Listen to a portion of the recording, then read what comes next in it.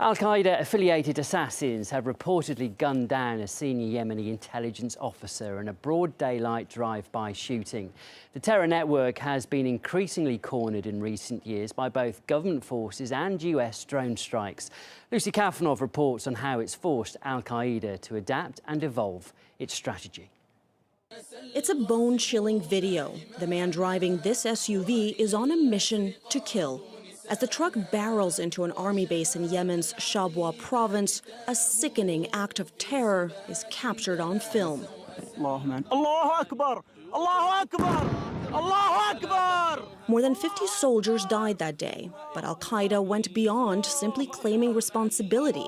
It released this video showing computer-generated maps, preparation for the attack, an interview with the bomber. It even included English subtitles. An Al Qaeda leader is then shown chiding a group of captured soldiers. Do you know that you and the Americans are in the same trench? The American drones are in the sky, and you are on the ground. Al Qaeda in the Arabian Peninsula was formed in 2009, turning the weak state into a breeding ground for some of the most high-profile plans to attack the United States. In response, a steady barrage of U.S. Hellfire missiles.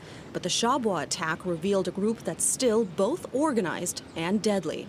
The problem with drones, critics say, is that they don't just kill terrorists. An errant strike reportedly hit a wedding party in the central city of Rada. Tribal leaders from the area say mistakes like that help boost Al Qaeda ranks. In Rada, the tribes initially united to defend against Al Qaeda. But then we saw that drone strikes were killing innocent people, which has pushed the tribes to sympathize with the militants and to support them directly. But the rise of extremist groups here in Yemen is also related to the country's scarce resources, water being a perfect example. Now, in some parts of Yemen, they've been able to come in, improve the infrastructure, as well as resolve disputes over water, fulfilling the function of a state in the state's absence.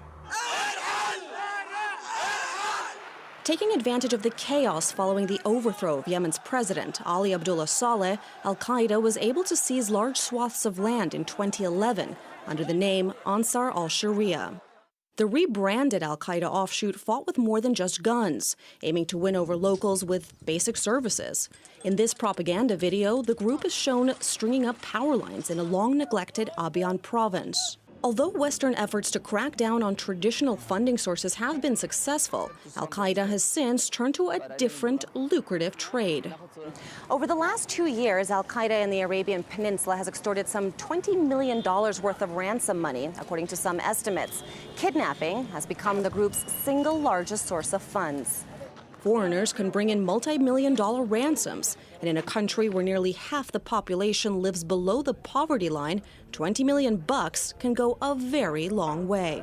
A recruited person is getting maybe in sometimes $100 per day or a few $100 a month. This is more than what any job can provide to any Yemeni citizen. This will be very lucrative business to do, not necessarily because they believe in the ideology or in the objectives of the leaders of these groups, but just it's a business. An Al Qaeda campaign for hearts and minds may sound bizarre, but experts warn it's a dangerous tactical shift. It appears that they have stopped focusing on trying to attack the United States and the West.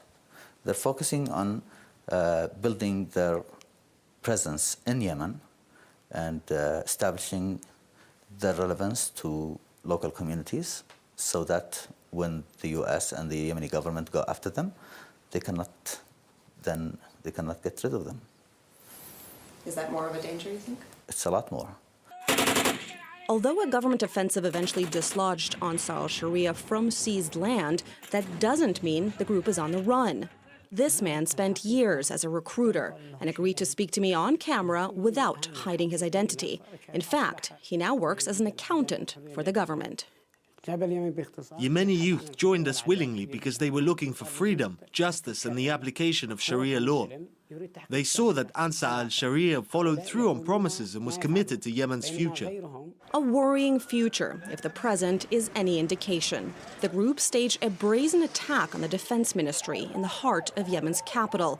56 people dead, more than 160 wounded. It's a bloody reminder that violence remains a key weapon in Al Qaeda's arsenal. Reporting in Yemen for RT, I'm Lucy Kafanov. Well, Robert Nyman from the campaign group Just Foreign Policy told us he believes the US is unwilling to target prominent Al Qaeda sponsors.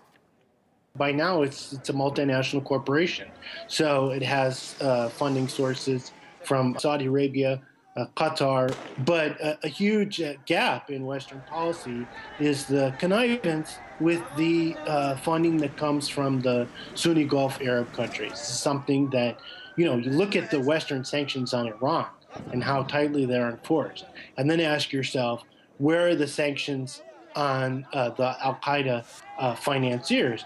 And then you realize that, well, with the financing that's going to the Sunni jihadists in Syria, this is with the open collaboration of the United States, Saudi Arabia, Qatar, and France. So how can they crack down on the Al Qaeda financing